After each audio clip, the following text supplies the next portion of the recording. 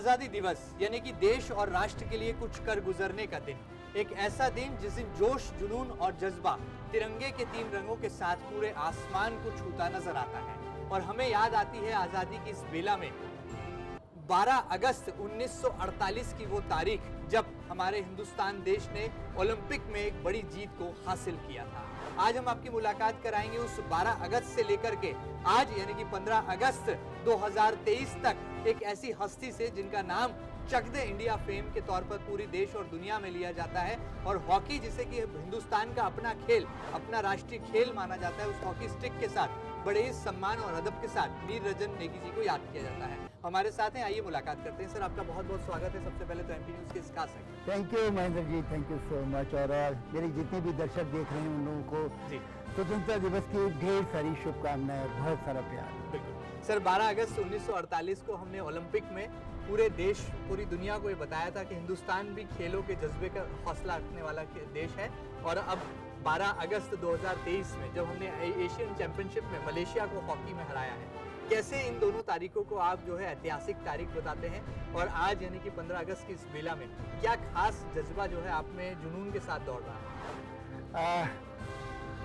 हम लोग 1947 में आज़ाद हुए 15 अगस्त को।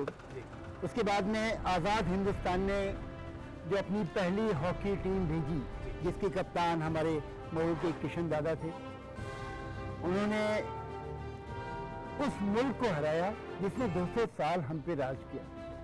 ब्रिटेन को उनके ही राजधानी में उनकी महारानी के सामने 4-0 से धूल चटाई। और वहाँ पहली बार वो हमारी नेशनल एंथम बजी और हमारा तिरंगा झंडा जो है वो वहाँ धीरे धीरे फहराया गया। वो एक ऐसा गर्व का दिन था जिसे पूरा हिंदुस्तान जो है उनको, उनके वासियों को लगा कि नहीं, हेयर वी हैव कम। सो ये भी बहुत खुशी की बात है कि वो 12 अगस्त का दिन, और ये 12 अगस्त का दिन जब हमारी टीम ने एशियन चैंपियनशिप चौथी बार जीत कर एक बार फिर हमें बहुत गौरवान्वित किया। मुझे 2 फिल्में याद आ रही हैं, रूपहले पर्दे की बहुत मशहूर फिल्में हैं। पहली जो है वो लगान मुझे याद आ रही है क्योंकि वो मुझे याद दिलाती है अंग्रेजों को हराने और हिंदुस्तान के जज्बे को दिखाने वाली। और दूसरी फिल्म है चक दे इंडिया, जो कि इस 12 अगस्त को जो है 2023 में हमें एक बार फिर दोहराती हुई नजर आई। क्योंकि हॉकी स्टिक के साथ जो रूपहले पर्दे पर कमाल भारत ने किया था, वैसा ही कुछ कमाल यहाँ पर असल में भी हुआ है।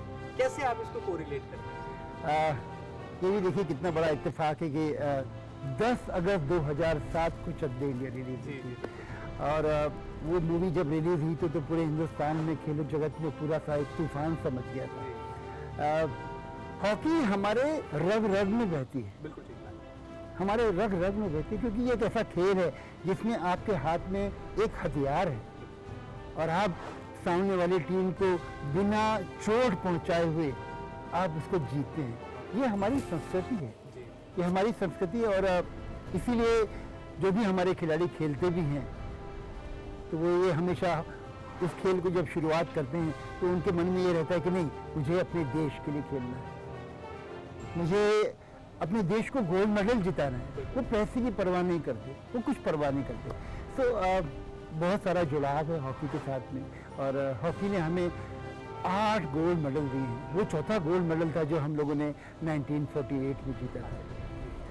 बहुत आदर के साथ, बहुत सम्मान के साथ हम अपने उन खिलाड़ियों को याद करते हैं जिन्होंने हमें इतना गौरवान्वित किया और हमारे देश का नाम बहुत रोशन किया। बिल्कुल ठीक बात है सर। आप हैं तो हॉकी को हौसला है, क्योंकि हमने देखा है कि आप कई सारे नए खिलाड़ियों पर बहुत मेहनत कर रहे हैं। आज स्वतंत्रता दिवस है सर, किस तरह से मन में आपके एक सपना है, एक उमंग है कि ऐसा और हो जाए तो देश का नाम जो है पूरी दुनिया पर छा जाए? तो हिंदुस्तान हॉकी और आपके हौसले को कैसे आप बयां करेंगे? 41 साल के बाद में हिंदुस्तान ने ओलंपिक्स में कांस्य पदक जीता था, लेकिन पदक जीता था उन्होंने, और हमारी लड़कियों ने भी बहुत अच्छा परफॉर्म किया था। मुझे लगता था कि मैं जब यहाँ इंदौर शहर में आऊँ तो मैं और बच्चों को हॉकी सिखाऊं। और इसमें काफ़ी रुझान भी लोगों का, जो बच्चे खासकर उनका रुझान बहुत ज़्यादा था हॉकी के प्रति। भोपाल शहर में महेंद्र 7 एस्ट्रो टर्फ हैं, ग्वालियर में 4 हैं, इंदौर फाइनेंशियल कैपिटल पूरे हिंदुस्तान की सबसे स्वच्छ नगरी, लेकिन यहाँ पर खेलने के लिए मैदान नहीं है। आज मजबूरन हम लोग सड़क पर हॉकी खेलने के लिए मजबूर हैं।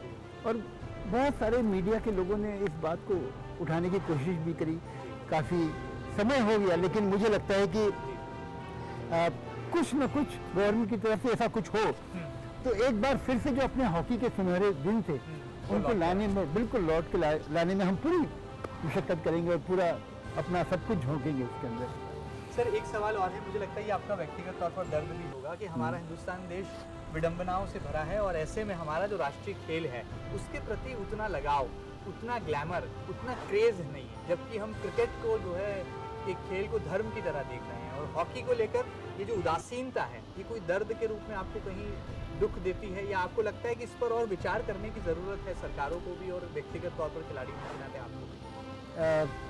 देखिए, अब हम जहाँ तक समझते हैं कि वहाँ उड़ीसा में उनके जो सीएम हैं नवीन पटनायक जी, उन्होंने हॉकी को जिस तरीके से गोद लिया और हॉकी के अंदर पैसा उन्होंने पंपिंग किया। मेरे स्टूडेंट रहे हैं दिलीप तिर्की, है ना, सबसे ज़्यादा अंतर्राष्ट्रीय हॉकी मैचेस में उन्होंने अपने देश को रिप्रेजेंट किया। तो उन्होंने हॉकी को एक तरह से एक नई सांस दी, एक नया जीवन दिया, जिसके चलते आज हॉकी की टीम जो है वो बहुत अच्छा कर रही है। लेकिन दूसरी जगह पे ऐसा नहीं है।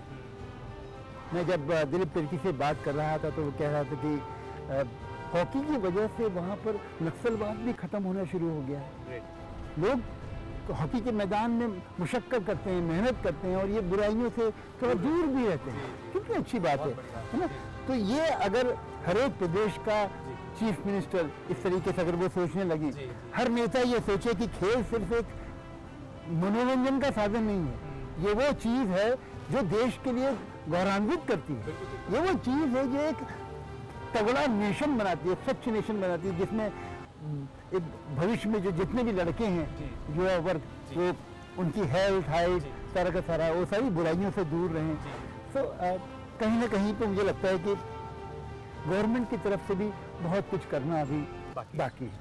सर आप तो नेशनल आइकॉन हैं और आप कई खिलाड़ियों के आइडल भी हैं, तो चक दे इंडिया को जब हम बड़ी स्क्रीन पर देखते हैं तो मीर रंजन नेगी जी की जो कैरेक्टर है या जो आपकी खिलाड़ी भावना है वो अपने आप अभिव्यक्त होती है। प्राइम मिनिस्टर नरेंद्र मोदी जी से कोई मांग करेंगे आप, क्योंकि ये तो आज़ादी का दिन है, यहाँ पर आज़ाद रूप से जो है हर कुछ मांगा जा सकता है, और जब प्रधानमंत्री ऐसे हों जो कि हरफन मौला हैं, मल्टी डायमेंशनल पर्सनालिटी हैं, तो आपको लगता है हॉकी को सही सम्मान और सही हौसला और सही स्थान वो दिला पाएंगे? आपकी कोई मांग होगी नेशनल आइकॉन होगी? देखिए, क्रिकेट में बहुत पैसा है जी, है ना, हॉकी में भी बहुत कुछ पैसा आ रहा है जी।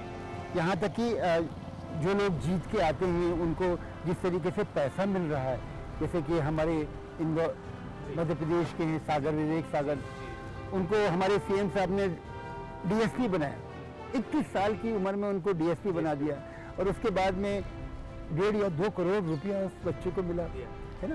तो उससे क्या है, जो दूसरे बच्चे हैं उनको बहुत ज़्यादा प्रोत्साहन मिलता है। लेकिन कहीं ना कहीं पर ये जो ग्रास रूट लेवल पे जो हॉकी हो रही है उसको उठाना बहुत ज़रूरी है। और मैं अपने प्राइम मिनिस्टर नरेंद्र मोदी जी को बोलूँगा कि सर आप बहुत अच्छा काम कर रहे हैं, मतलब जहाँ हम देखते हैं कि विकास जिस तरीके से हो रहा है वो बहुत गजब है, वो सारे की तरह दिखता है, लेकिन कहीं ना कहीं पे खेलों की और विशेषकर हॉकी की उपेक्षा आज भी हो रही है।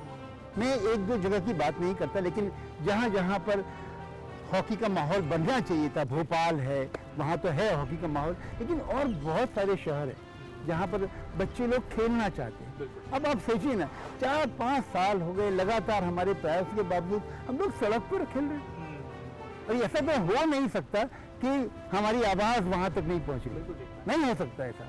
और मैं अपने सारे जितने लोग हैं जो मेरे साथ में जुड़े हैं, मेरा देश मेरी तरफ देख रहा है, मैं कहता हूँ अब मुझे एक मौका दो, यकीन मानना मैं हर एक बच्चे के हाथ में हॉकी स्टिक पकड़ा के और अपने देश को फिर आगे ले जाने की पूरी कोशिश करूँगा। बहुत सुंदर बात कही यहाँ पर मीर रंजन नेगी साहब ने। और बीइंग अ रिस्पॉन्सिबल जर्नलिस्ट, मुझे भी ऐसा लगता है कि मन की बात के साथ साथ देश के प्रधानमंत्री जी को खेल की बात भी करना होगी, क्योंकि ये वही खेल है जो कि युवाओं को सही दिशा भी देता है। ये वही खेल है जो कि नौजवानों को नशे से दूर रखता है और ये वही खेल है जो कि इतिहास रच सकता है, राष्ट्र का नाम पूरी दुनिया में वैश्विक रूप से छा सकता है। और हॉकी वो खेल है जिसमें भारतीयों का हौसला कूट कूट कर भरा है। यदि मीर रंजन नेगी साहब को एक मौका मिल जाए तो देश के प्रधानमंत्री से लेकर के वो पूरे देश के नौजवानों को हॉकी के स्टिक के साथ, तमाम तरह की सुविधाओं के साथ, संसाधनों के साथ एक नई दिशा भी दे सकते हैं।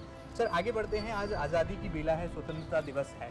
आपको क्या लगता है नए खिलाड़ियों में कौन से ऐसे संस्कार हैं जिनको रोपित करना भी ज़रूरी है, और एक अच्छे स्पोर्ट्समैन पर्सनालिटी होने के नाते आप क्या मानते हैं कौन से वो सक्सेस मंत्रा हैं, कौन से वो टिप्स हैं जो कि आज के युवाओं को, नौजवानों को आप देना भी चाहेंगे? देखिए, आज़ादी की इस खूबसूरत बेला पे स्वतंत्रता दिवस की मैं तो कहूँगा जो लोग उसके बाद में पैदा हुए सारे के सारे, उन लोगों ने उस चीज़ को महसूस नहीं किया कि क्या उन्होंने सेक्रीफाइस की थी। हमारे पुरखों ने क्या सपने सजे थे, क्या उन्होंने, उनके मन में विचार थे, है ना। और वो उनके सपना था कि वो सारे के सारे लोग जो हैं वो एकजुट रहें, प्यार से ये हिंदुस्तान विभिन्न विभिन्न संस्कृतियों के बावजूद एकजुट होकर रहे, बिल्कुल एक हॉकी टीम की तरह, है ना। तो मैं चाहता हूँ कि जैसे एक फौजी होता है, फौजी ये नहीं सोचता कि उसे देश क्या देगा, वो देश के लिए सब कुछ करने को न्यौछावर हो जाता है। तो हॉकी का खेल जो है बेटा वो बिल्कुल ऐसा ही है ना। कोई भी खिलाड़ी जब हॉकी स्टिक पकड़ता है वो नहीं सोचता कि ईश्वर ने उसके लिए क्या सजो के रखा है, वो इंडिया खेलेगा उसको बहुत पैसा मिलेगा, ऐसा नहीं। वो अपने देश के बारे में सोचता है ना। तो स्वतंत्रता दिवस की इस बेला पे मैं आप लोगों को सिर्फ इतना कहूँगा कि आप लोग मेहनत करो, आप मेहनत करो। आप यकीन मानना, ऐसा कोई पसीना नहीं है जो पसीने की बूंद जो फालतू जाती है। हर एक बूंद जो आप ग्राउंड में बहाते हैं वो आपके जीवन में कहीं ना कहीं पे सफलता का कारण बनती है। सर बहुत सारा हमने आपका वक्त भी लिया है, लेकिन मैं ये भी जानना चाहूँगा कि आज के युवा जो कि इंटरनेट की तरंगों पर वीडियो गेम्स खेलने में अपना समय ज़ाया करते हैं, मैदानों में भीड़ कम हो गई है, ये खिलाड़ी जो है इंटरनेट की तरंगों पर ही तैयार हो रहे हैं और वहीं पर रंगमंच की दुनिया में जो है खुद को जीता विजेता देखना चाहते हैं, उनके लिए क्या मैसेज है? क्योंकि स्पोर्ट्समैनशिप स्पिरिट, इसकी ज़रूरत एक आम आदमी को ज़िंदगी में बहुत हद तक होती है। उस दिशा में कैसे आप जोड़ने के लिए कोई ऐसी बात कहेंगे जिससे कि आपको लगे कि तमाम युवा जो इंटरनेट की तरंगों पर समय ज़ाया करते हैं उन्हें जो है असली मैदान में उतरकर भी धुरंधर बनना होगा? महेंद्र, खेल के मैदान की ताकत को सिर्फ वो इंसान समझता है जो खुद जाके मैदान में खेलता है ना? और खेल बहुत कुछ सिखाता है और उसमें सबसे बड़ी बात है खेल हारना सिखाता है आपको, बिल्कुल हारना सिखाता है। आप देखते हैं कि जो भी खिलाड़ी होता है वो आत्महत्या नहीं करता, वो आत्महत्या नहीं करता क्योंकि वो जानता है कि लड़ना किसे कहते हैं। और कोई भी जानवर हो, छोटे से बड़ा जानवर आप सोचते होंगे, ये जानवरों के बच्चे आप देखते होंगे बचपन में किस तरीके से वो अटखेलियाँ खेलते हैं, है ना। और वो जब वो खेलते हैं तो वो खेलने से वो लड़ाई सीखते हैं, लड़ना सीखते हैं, अपने आने वाले समय की अपने आप को चुनौतियों से निपटने की तैयारी करते हैं वो लोग। ये इंटरनेट और ये सारी की सारी बातें अपनी जगह हैं, है ना।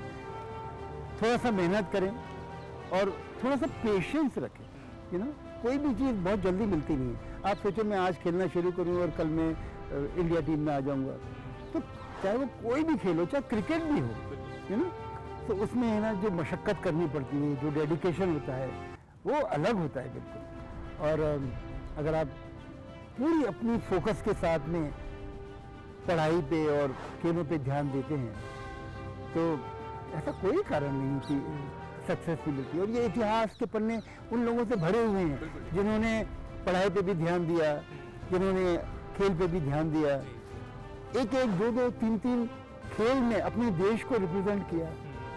सो बहुत ज़रूरी है कि इतना टेंशन बाहर है, इतना सब कुछ है, कोई ना कोई खेल जरूर खेलना चाहिए।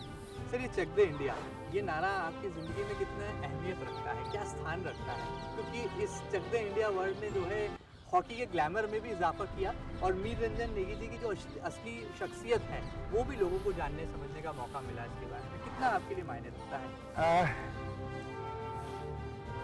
ये जो हर एक इंसान है उसकी अपनी एक अलग कहानी है और उस कहानी का वो हीरो भी है। ये बात अलग है कि हर एक के ऊपर पिक्चर बनती नहीं है। उसके उसके उसके पेरेंट के लिए वो बहुत बड़ा हीरो रहता है ना। मेरा सौभाग्य था कि पहली मूवी जो थी स्पोर्ट्स की इस किस्म की वो बनी, और जब भी चक दे इंडिया का गाना वो बजता है, चाहे वो क्रिकेट का फील्ड हो, चाहे वो फुटबॉल का हो, कोई भी खेल हो, एक नेशनल एंथम के रूप में जो वो खेल का जो म्यूज़िक बजता है, लेकिन माना आज भी रोंगटे खड़े हो जाते हैं। और मैं ईश्वर का बहुत धन्यवाद करता हूँ हमेशा कि इतने बड़े बड़े खिलाड़ी रहे होंगे, लेकिन ईश्वर ने मुझे मौका दिया, एक माध्यम बनाया कि मैं हॉकी के लिए कुछ कर सका, मैं उन लोगों के लिए कुछ कर सका जो ज़िंदगी में कभी कभी हार देखते हैं और गलत कदम उठाते हैं। जब हम लोग चक दे इंडिया बना भी रहे थे तब भी हम लोग ये मन में था कि नहीं, चाहे कुछ भी हो, ज़िंदगी जो है बहुत खूबसूरत है, इट इज़ सो ब्यूटीफुल, है ना। तो हिम्मत नहीं हारना चाहिए, चाहे कुछ भी हो। तो मैं अपने कितने मेरे देखने वाले लोग हैं जो मुझे देख रहे हैं उनको सिर्फ इतना कहूँगा कि ज़िंदगी में ऐसा कोई नहीं, मतलब कोई नहीं है। और हम लोगों ने तो कोविड के समय देखा है, हम लोगों ने रोज़ आए दिन देखते हैं, छोटी छोटी बातों को लेकर निराश नहीं होना है, चाहे कुछ हो जाए। ये स्वतंत्रता दिवस पे हमें कसम खानी है कि कम वॉट में हिम्मत नहीं हारना है। चलिए सर, जाते जाते एमपी न्यूज़ के दर्शकों को आप क्या खास मैसेज देना चाहेंगे, और आज़ादी के मायने आपकी नज़र में क्या है, स्वतंत्रता सही मायनों में आपके लिए क्या है, कैसे आप इसको डिफाइन करते हैं, और एक आइडियल ट्रैक कैसे आज के युवाओं को आप दिखाना चाहेंगे एमपी न्यूज़ के इस खास सेगमेंट?